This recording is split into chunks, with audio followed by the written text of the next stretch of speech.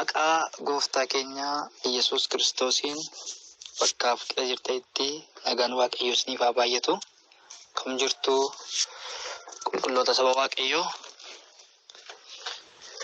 gargaarsa Waaqayyoo irraan kan ka'e bara guyyaa dabarsine hundumaa keessatti Waaqayyo nu gargaaree yeroo kana nuuf laateera. Yeroo Waaqayyo nuuf laate kanatti fayyadamuudhaan sagalee Waaqayyoo wajjin akka ilaalluuf karoora eenyullee kan hin taane Waaqayyo karoorsee baroota darban ji'a tokko lama dura waggoota darban keessaa akkasitti wal arginannee yaadne ta'a. Garuu karoora Waaqayyo waan ta'eef, yaada Waaqayyo waan ta'eef, Waaqayyo guyyaa kana nuuf laatee dabalataan guyyaa kana keessatti immoo yeroo akka kanaa sanuuf laateef maqaan isaa ulfaatu. Daawit gaafa haasa'u akkeedha. Obdii koo keessa oolurraa yookaan mana koo keessa oolurraa obdii mana kee keessa guyyaa tokko ooluu naaf wayyaadha. Obdii koo keessa yookaan mana koo keessa guyyaa 1,000 oolurraa obdii kee keessa guyyaa tokko ooluu naaf wayyaadha. Guyyaa 1,000 obdii isaa keessa yookaan mana isaa keessa oolurraa guyyaa tokko mana Waaqayyo keessa ooluu filata. Dubbiin baay'ee dubbii cimaadha. Itti yaaddanii yoo ilaaltan. Maaliifi Daawit eessa jiraata? Eessa manni isaa yoo ta'an masaraa mootummaa keessa. Maaliif ofii isaa mootii waan ta'eef mana mootummaati. Lakkaa mana mootummaa keessa waggaa 1,000 jiraachuurra, mana mootummaa keessa guyyaa 1,000 jiraachuurra, mana mootummaa keessa yeroo hedduu jiraachuurra guyyaa tokko obdii mana Waaqayyoo keessa ooluun akka caalu. Garaagarummaan mana Waaqayyoo keef mana mootii keellee guddaa amma kana akka ta'e Daawit bareechee lafa nuuf kaa'eera. Maqaan Waaqayyoo kan galateeffameef kan eebbifame haa ta'u. Kanaaf mana mootummaa keessa oolurra nyaata gaarii nyaadhee waan adda addaa godhee iddoo gaarii jedhamu namoonni baay'een iddoo isaan hawwan. Baay'ee kan isin biyya lafaa kanarraa iddoon hawwamu. Namni mootii ta'e baay'ee hawwama. Mana mootummaa kee mootummaadhaaf baay'een namaa kan inni dhiiga dhangalaasu, kan inni walii isaa wal godhu, wal mimmiidhu, miidhamattis dabarsee ollaatu isa nama barbaachaafidha. Garuu isa namni barbaachaaf dhama'u kana, isa namni gatii gurguddaatti baasee hawwu kana achi keessa guyyaa 1,000 oolurra obdii mana kee guyyaa tokko ooluun nu caalaadha. Kanaafiyyuu yeroo dabarsine keessaa baroota dabarsine keessatti guyyoota nuyi dabarsine hundumtuu amma guyyaa tokko isheen mana Waaqayyoo kee oollee nuuf hin ga'u. Yeroo baay'ee bakkeetti dabarsinee waan nu boqochiisu baay'een jiraachuu danda'a. Wanti garaa nu ciibsu, wanta garaa nu godhu baay'een jiraachuu danda'a.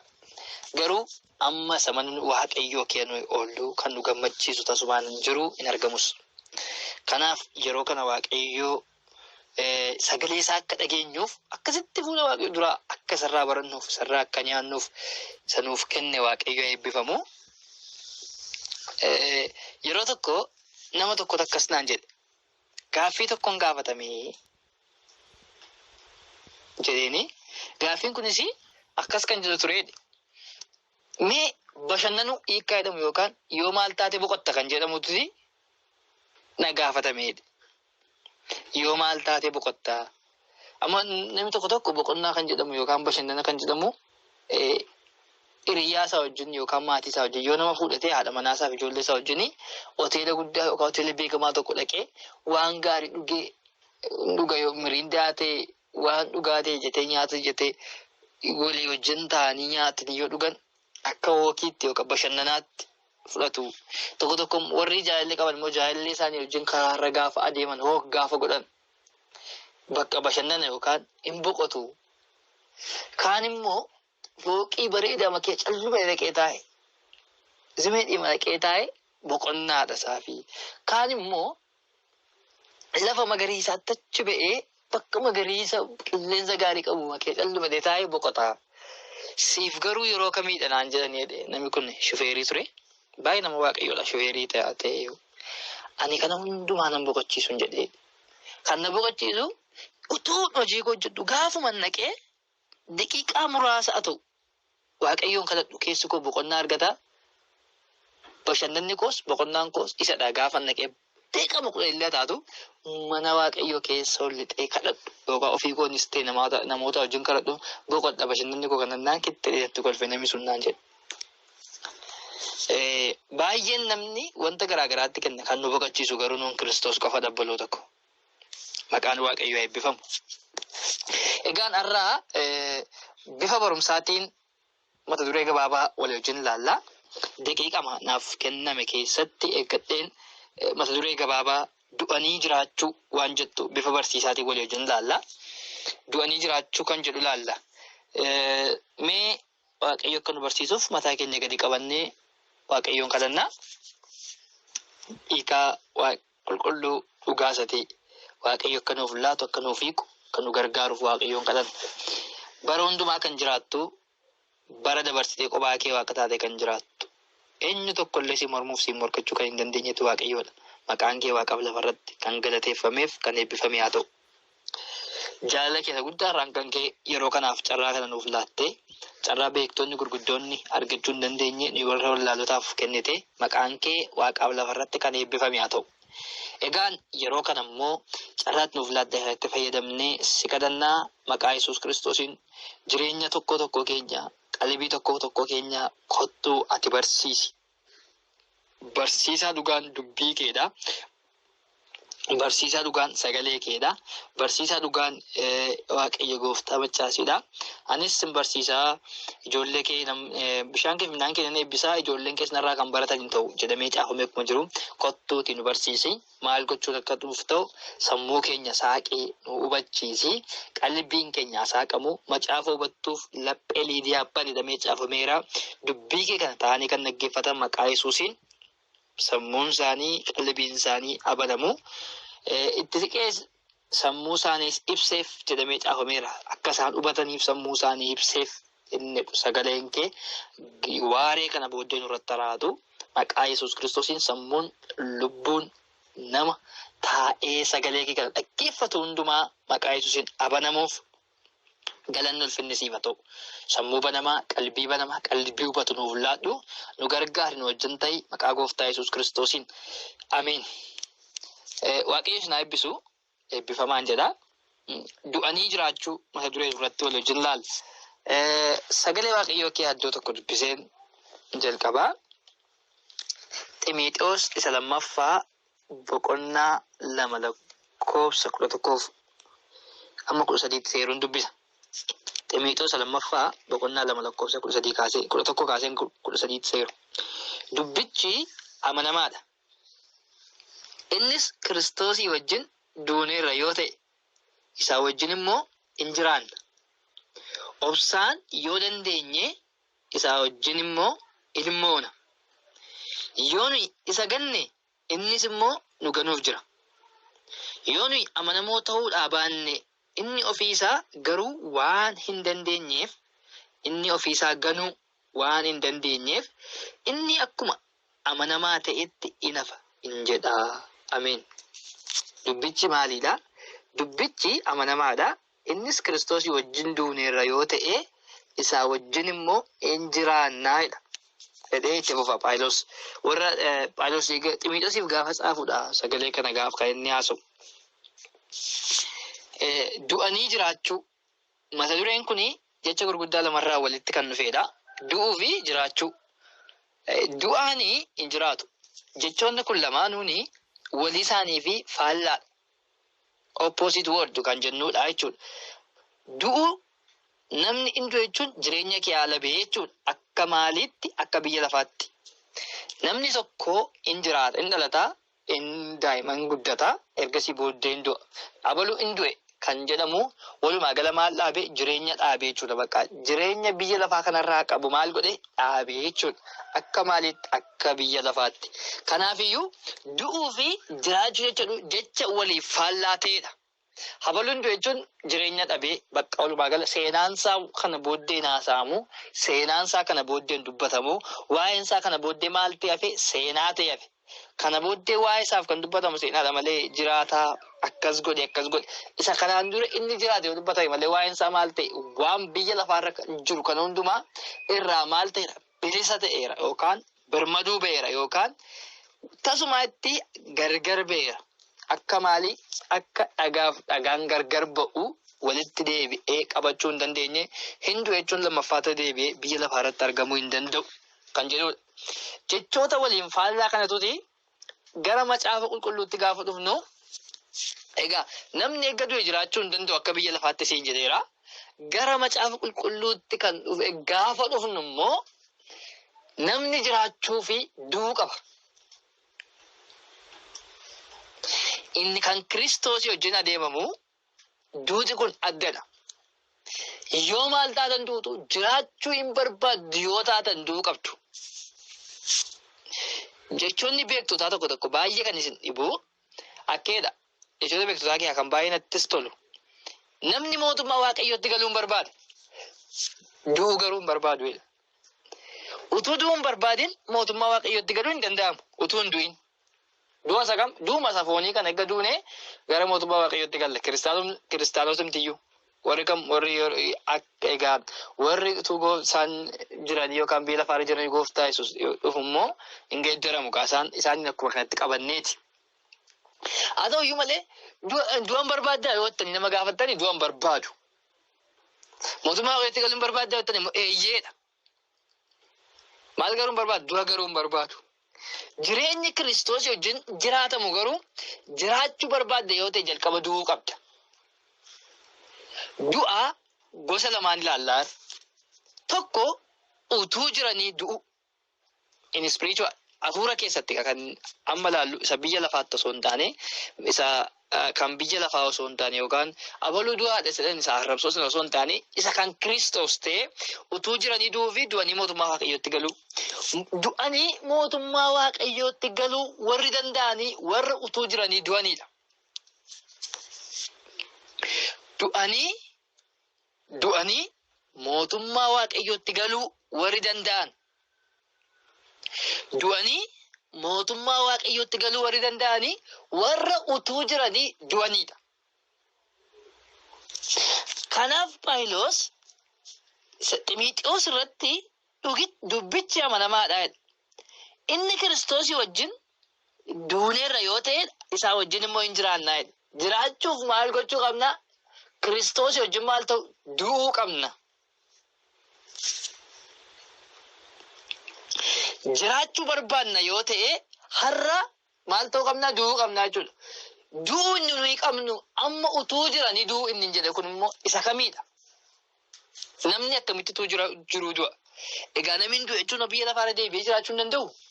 Egaa kiristaana gegga taane immoo akkamitti duune jiraachuu dandeenya? Seedu kun hunduma keenyaaf iyyuu ni galadhee yaada. Kiristaana taane amma jirrutti egaa Kiristoosii wajjin jiraatamuu fi dura duune ni barbaachisa yookaan dirqama dhannee utuu jiranii du'uu qabna. Utuu biyya lafaa kanarra jirru du'uu qabna. Maal gochuuf?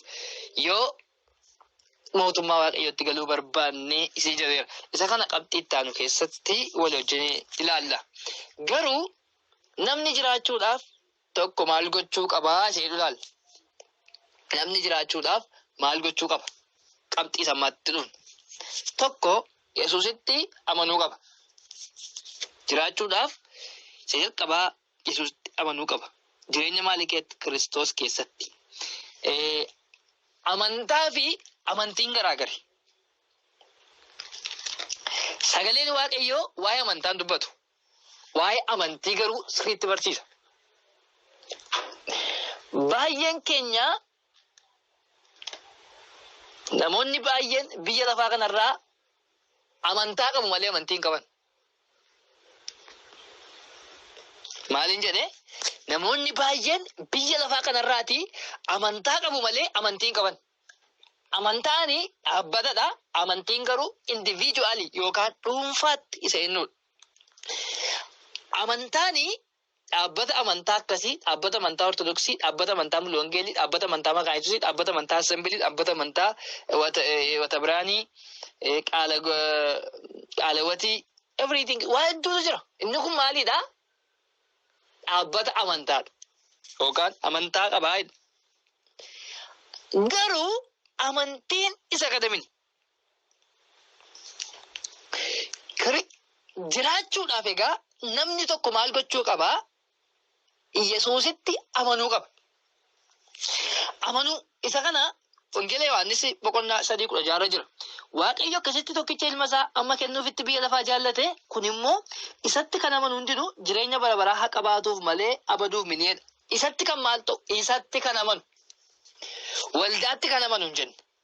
Dhaabbata amantaa mul'angelitti kan amanu hin jenne. Dhaabbata amantaa assembiliitti kan amanu hin jenne. Dhaabbata amantaa makaayisuutti kan amanu hin jenne. Dhaabbata amantaa ortodoksiitti kan amanu hin jenne. Dhaabbata amantaa akkasiitti hin jenne. Eenyutti? Kiristoositti kan amanu. Baay'ee kan isin dhibu baroota kana keessa yoo ilaaltanii baay'een namaa waldaatti amanee jira malee Kiristoositti amanee hin jiru. Isa kanaaf egaa namni jiraachuuf maal gochuu qaba? Isa hedhu keessatti tokko Yesuus Kiristoositti amanuu qaba. Kan Yesuusitti amane isa Waaqayyo ergee maal godhe? Biyya lafaaf kennee fayyisaa biyya lafaa godhee isa Waaqayyo abbaan fuudhee biyya lafaa badhaase kanatti maal ta'uu qaba? Amanuu qaba. Isa kanaaf waa hedduu dubbachuu dandeenya. Isa kanaaf fakkeenya hedduu kaasuu dandeenya. Baay'ee kan isin dhibu namni yeroo amma keessa jiraachaa jirru bara dhumaa jedhamtu kana keessatti wanti inni hojjetu waldaatti amane yookaan amantaatti amane dhaabbata amantaatti amane malee Yesuusitti namanne kan hin jedheef yookaan kan irra dhaabadhee dhoofe wanta inni hojjechaa jiru baay'ee gaafa laaltan isin jechisiisa. Innis maali yoo ta'an baay'ee kan isin dhibu bor kennaa fudhata yoo ta'e dhossee har'a galgala waan godhu godha. Wanta godhu sana hundumaa keessatti immoo warra waldaa tossa malee Yesuus na argaa kan jedhu namni dubbatu jiru. Baay'ee kan isin dhibu hin xuuxa yoo ta'e yookaan hin dhuga yoo ta'e jaarsolii waldaa na arguu qofadha. Lafa jaarsolii waldaa gaaf tokko abbaa koo wajjin hoteela tokko dhannee seennee gaafa dhannee seennu waan dhugaatii wayii bituu dhannee miriindaa wayii namaaf bituu binnee galuudhaaf kaanee galgaladha. Otoo katamaatii galaa jirruuti. Gaafa dhannee akkasuma ol seennu nama baay'ee nuyi beennu kiristaana jedhamee nama nuyi akka waldaa kee addoo qabu yeroo isin jedhu dura kan taa'u kan waaqeffatu maa jedhuti. Irra keessa maal dhaabeera? Irra kee maal ta'a isa jedhamu dhaabeera. Jalammoo shuggee beddellee biiraatu jala nammeera. Yeroo namni isa beeku dhufu miilla isaatiin akkas godhee miilla isaatiin dhossee isa maal beddellee yookaan biiraa dhossee irra kee maaltaa dhuga. Gaafa namni gadi ba'ummoo maaltaan achuma teessi shuggeen qollaan ishee tokkumadha. Maaltu keera maaltaan foormii maaf teessi. Beddellee fuudhee burcuqqoo isa yerootti maal naqaa beddellee itti dhaqata. Kan inni dhugu beddelleedha. Namni gaafa argu irra keetti maal argaa maaltaa arga. Jalaa fuudhee garuu kan inni dhugaaru beddelleedha. Akka itti dhuga. Maal dhoksuuf namoota dhoksuudhaaf. Maal dhoksuuf namoota itti gaafatamaa waldaa ta'an dhoksuudhaaf. Waa hedduu ilaaluu dandeenya buloo tokko. Har'a garuu waa tokko isin jechuu barbaada. Egaa kana fakkeenya goonnee furanne jireenyuma jiraannu keessatti baay'een namni na argaa. Abaluu kana irratti bara. Abaluu kana hin naqqaa. Inni abaluu dhoksuuf adeemna malee Kiristoosiin dhoksuuf miti. Qooda kennu garuu Yesuusitti kun hin tola. Sagalee Waaqayyoo maal jedha? Isin inni Amaariffaasa ambaasaaddara Kiristoosidha. Yookaan bakka bu'ee Kiristoosidha nuyi. Eenyu warri Kiristoositti aman. Kanaafiyyuu bakka bu'ee isaadha waan taaneef biyya lafaa kana keessa amma jiraannutti bakka bu'ee Kiristoos taanee waan jiraannuuf yeroo hundumaa maal yaaduu qabna? Utuu Yesuus ta'e bakkan arra jiru kana. Bakka ati amma jirtu kana utuu Yesuus ta'e. Utuu Yesuus dhufee jiraate yeroo ammaa kana wanta gochuu fedhu kana hin godha. Inni yaaduu qabna. Kiristoositti amanneera yoo ta'e akka itti yaadna waan ta'eef. Muka arbuu gooftaa Yesuus dhaqee gorsee baay'ee kan isin dhibu. Yeroon isaa yeroo itti arbuu jogatu miti. Garuu harbuun sun dagaageera, baala godhateera, waa hundumaatiin bareedee ta'a. Gaafa maal godhan gaafa ilaaltan. Baalli isaa baala guddatee obbadee ta'a. Gooftaan waa irraan dhabuu ija irraa argadhatee beelee dhaqe.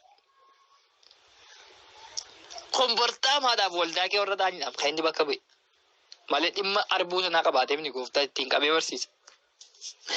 Garuu maqaa kiristaanummaadhaan waan waaqayyoof nama waaqayyoof fakkeessuudhaan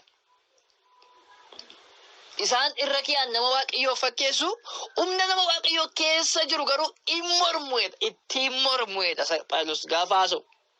Irra kiyaanii warra waldaa duratti gaggeessota duratti nama waaqayyoo fakkaannaa keessi keenya garuu maalidha faayidaa biraaf deema yoo ta'e ammayyuu Kiristoositti naman hin jirra waan ta'eef dursinee amanuu qabna.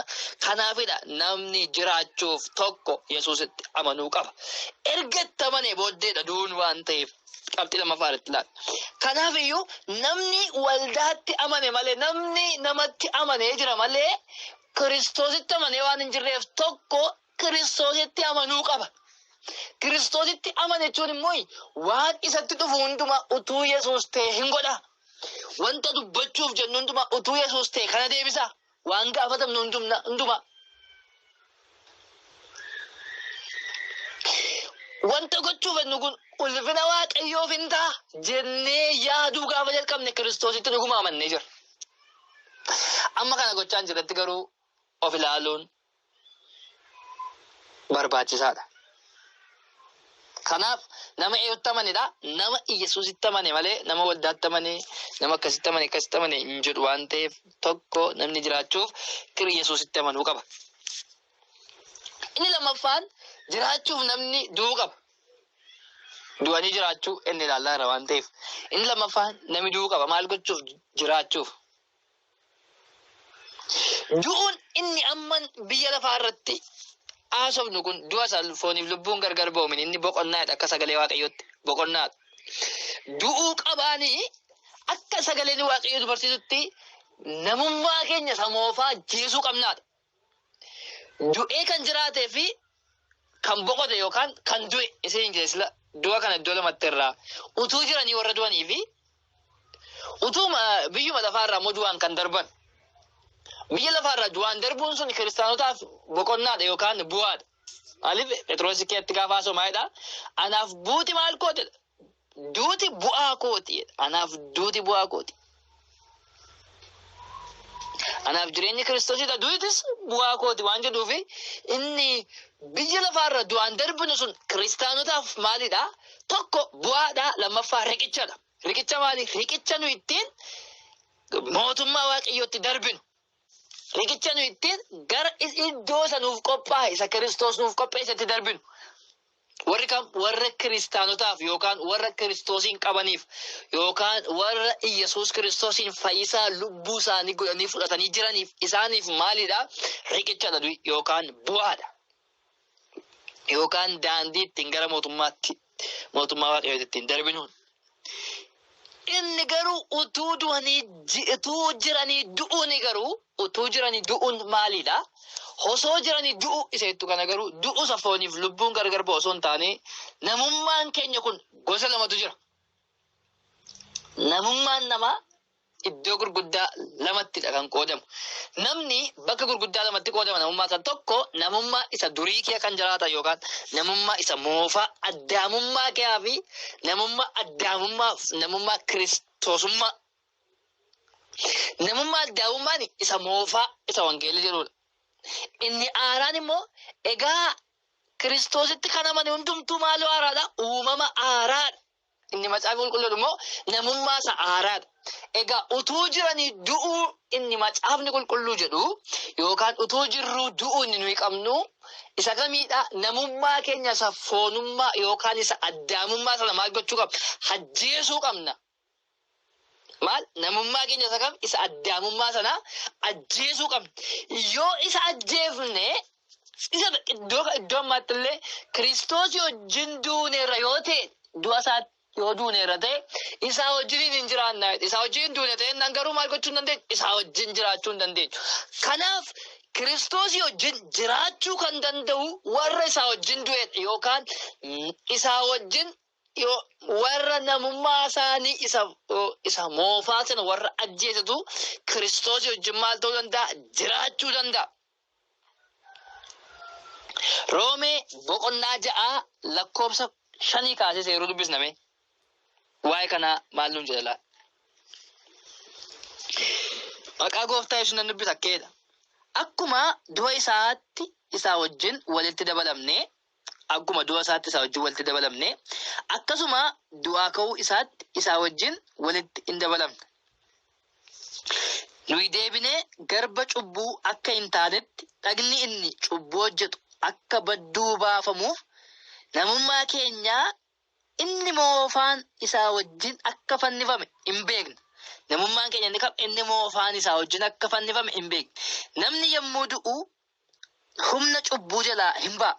Kiristoosii wajjin yoo duune garuu Kiristoosii wajjin immoo akka jiraan hin amanne. Kiristoos warra du'an keessaa erga kaafamee deebi'ee akka hin duune duunis si'achi isa irratti gooftummaa akka hin qabaanne beekna. Du'a al tokko waa'ee cubbuutiif du'e. Jireenya isa ammaa immoo Waaqayyoof hin jiraata. Isinis immoo akkasuma akka warra cubbuu jalaa du'anii karaa Kiristoos Yesuus Waaqayyoof jiraataniitti of lakkaa'aa. Ameen. Warra Roomeef gaafa barreessu Phaawulos akkeedhee dubbata. Kiristoos wajjin duuneerra yoo ta'e isaa wajjinis maal hin taane du'a isaatti Kiristoos wajjin dabalamneerra yoo ta'e isaa wajjin jiraachuufis jiraa isaatti yookaan jireenyummaa isaatti maal hin taane hin dabalamna. Jiraachuu dura maaltu jira jechuudha? Duutu jira jechuudha. Maaliif Kiristoos al tokkicha du'eera. Lammatas deebi'a du'uu hin danda'u. Sichis du'i aangoo irratti hin qabaatu. Sichi du'i aangoo isarratti hin qabaatu. Ta'us cubbuu keenyaaf nuyi takkaa maal ta'uu qabna? Namummaa keenya isa foonii kana maal gochuu qabna? Fannisuu qabna yookaan ajjeesuu qabna. Isa kamiin? Namummaa keenya isa moofaa. Inni moofaa isa kamiin? Addaamummaa. Inni immoo maaliidha? Addaamummaan sun maaliin adda baasheettu? Xiqqoo ishee dubbadheen darba. Saayitii koo eeggachuuf jecha. Addaamummaani fidi si malee nami biraa jiraannaa ati jiraatteen nama maal godhaa? Nami biraa jiraachuun dhimma ittiin qabaatite. Waan biyya lafaarraa kan hundumaa siifa ta'u kan jedhu. Nama jaalala of jaallachuu kee darbee nama biraa ofiisaa biratti kan hin jaallanne nyaadhu, dhugi, sittaa tolu, fataa hidhii jiraadhu, fataa hidhi jedhu yeroo baay'ee dhaloonni keenya. Anaan dabalate. Macaafa qulqulluu garuu iddoo tokkotti iyyuu fataa kan jedhu masabsabiidha kan inni barsiisu. Fataa jechuun of gadhiisuudha. Of gadhiisuu. Fataa jechuun of gadhiisuudha. Hiikkaansaa afaan Oromootti Amaariffadha fataan natti fakkaata. Yoon dogoggoreef. Of galchaa. Garuu macaafti qulqulluun iddoo tokkotti illee fataa kan jedhu nu barsiisu. Masabsab maal? Of qabi. Kajeellaa yeroo dargaggummaatti ammaatu sana maal godhe? Jabeessi qabi. Qabiidha. Namummaa kee waxxarii qabi. Eenyummaa kee jabeessi qabiidha. Macaafi qulqulluu kan inni barsiisu malee fataa kan nu jedhu of gadhiisi akka barbaaddetti jiraatu. Inni kun isa kamiidha? Namummaa isa moofaa isa kan addaamummaa sanadha. Inni haaraan garuu nama akka ofii keetiitti jaalladhu. Waama ofii keetii barbaaddu hundumaa namaafis barbaadi. Waama ofii keetii hawwitu hundumaa obboleessa keefis hawwi. Akka ofii keetiitti maal godhi? Namoota warra kaanis nama isa kaanis maal godhi? Jaalladhu. Inni kun isa kamiidha? Inni kun namummaa isa haaraadha. Egaa fannoo irratti isa kamiin fannisuu akka qabnu nutti dubbata. Namummaa isa moofaa. Yoo sitti tole nyaadhu seedhu, yoo sitti tole sirbi seedhu, yoo sitti tole achiimaaf ta'e nama maal godha kan jedhu, yoo sitti tole ajjeesedha, yoo sitti tole isa kamiidha inni dubbachaa jiru kuni namummaa keenya isa moofaadhaan isa addaamummaa. Yoo sitti tole ajjeesedha, yoo machiisti kaase immoo kunumti jiraachuun qabdedha, akkaataa itti balleessu barbaadedha, ilaa akkas godhedha. Wanta ati goota si tarreessa balleessuudhaaf maal obboleessa kee. Saqaayiliif Abel gidduu ture jechuudha. Saqaayil keessa goree dhaqee Abel ajjeese. Namummaa inni addaamummaa isa kanadha. Isa kana maal gochuu qabdi? Isa kana ajjeesuun utuu jiranii warri du'anii mootummaa Waaqayyoo qabu kan hin jedheef isa kanaafidha. Utuu jirtu yoo duute mootummaa Waaqayyoo kan ka'edha. Maaliif warri jiruutu warra kamiidha warra namummaa isaanii isa moofaa yookaan isa addaa'ummaa ajjeese waan ta'aniif isaan Kiristoosii wajjin maal ta'aniiru du'aniiru. Kanaaf iyyuu Kiristoosii wajjin jiraachuufis maal qabu abdii qabu.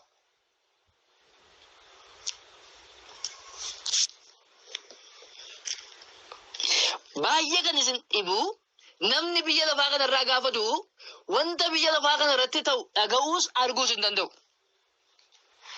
Namni biyya lafaa kanarratti gaafa du'u biyya lafaa kanarraati wanta biyya lafaa kanarratti ta'u dhaga'uus hin danda'u arguus hin danda'u wanta dubbatamuus hin dhaga'u.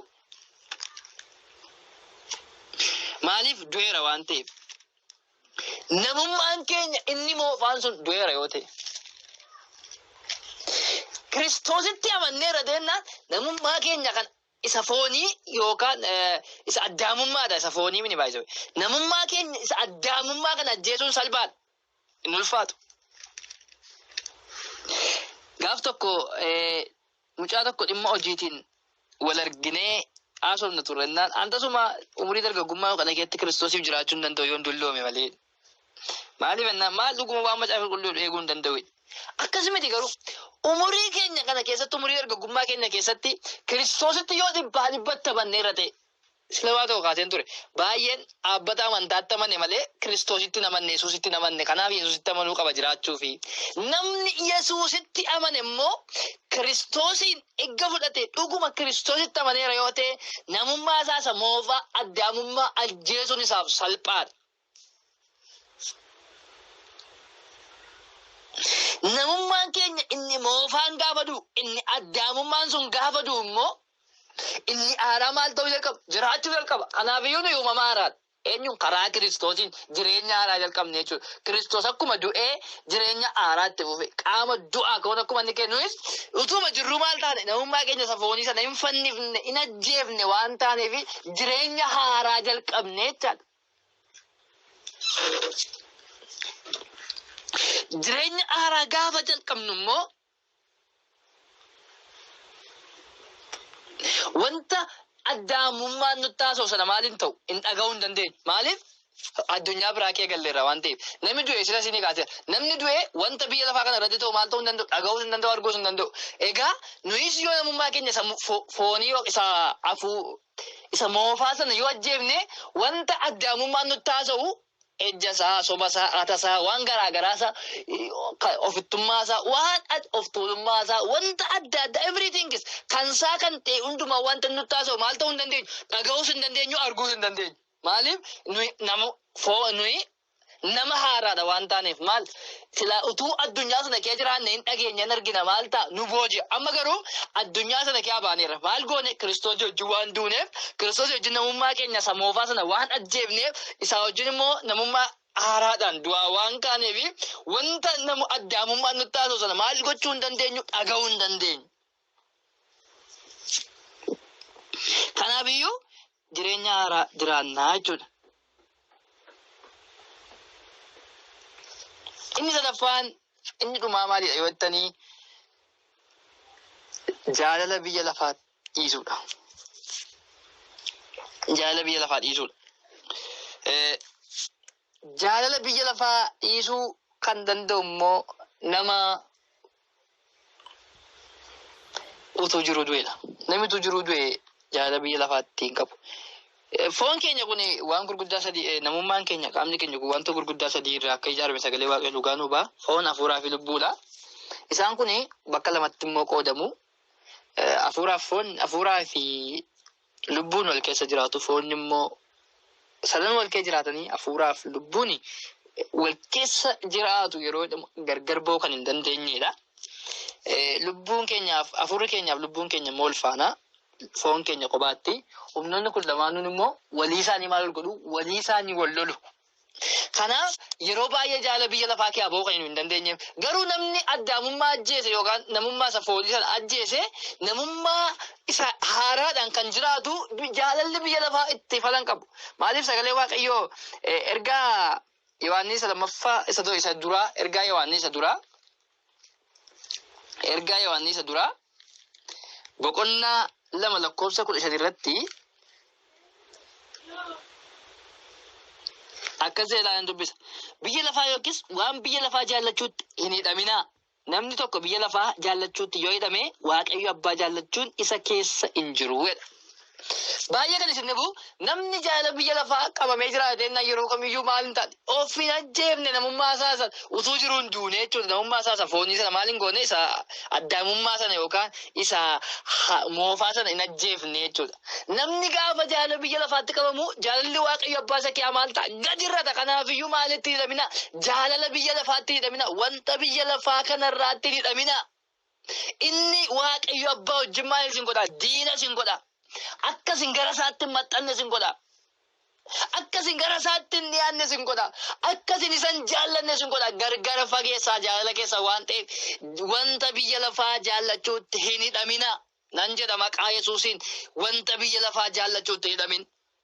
Wanta biyya lafaa waa hedduudha. Yeroo koo jecha hiikuu hin dandeenye qarshiinis Indaa'uun macaafi qulqulluu waa'ee qarshii waan baay'ee dubbata. Waa'ee jaalala waa baay'ee dubbata. Waa hedduudha wanta inni dubbatu. Garuu waan tokko isiin jedha wanta biyya lafaa jaallachuutti hin hidhamina. Maaliif gaafa isa jaallanne Waaqayyo abbaa jaallachuun nu keessa bada waan ta'eef. Wanta gurguddaa sadii kana yoo goone duunee jiraachuu dandeenya. Wanta gurguddaa kana sadan jireenya keenya irratti yoo raawwachiifne dhuguma mootummaa Waaqayyo harka keessa galchanneerra. Wanti kun sadanuu garuu jireenya keenya irratti ta'an jiru ta'ennaan of ilaaluun murteessaadha. Isiniin jedhaa Waaqayyo isa dhageenya nuuf eebbisu eebbifama. Sagalee Waaqayyoof hin galateeffannaa. Haaleluyyaa. Sagalee keef maqaan kee ulfaatu. Maqaa gooftaa maqaa Yesuusiin wanti dubbatteef. Sanutti dubbatte kan ammoo maqaa gooftaa Yesuusiin jireenya keenya hojii akka inni wal argatuuf ayyaanni kee nuuf baay'atu. Yeroo hundumaa hafuura kee sana gargaaru naaf ergedhe garbichi kee Daawit. Hafuurri kee nu gargaaru kan duunee jiraachuu akka nu dandeenyuuf kan nu dandeessisu ayyaanni keef hafuurri kee nuuf haa kennamu. Bakka jiranitti namni dubbii kana sagalee kana dhaga'e immoo yeroo hundumaa of ilaaluu akka inni danda'u yeroo hundumaa an akkam ilaa'ee namummaa isaa isa kam keessa akka jiru namummaan isaa isa kam isa haaraamu isa moofaa kee akka jiraachaa jiru of ilaaluu akka hin danda'uuf maqaa gooftaa maqaa Yesuusiin hafuurri kee qulqulluun isaa gargaaru. Hunduma keenya nu gargaari.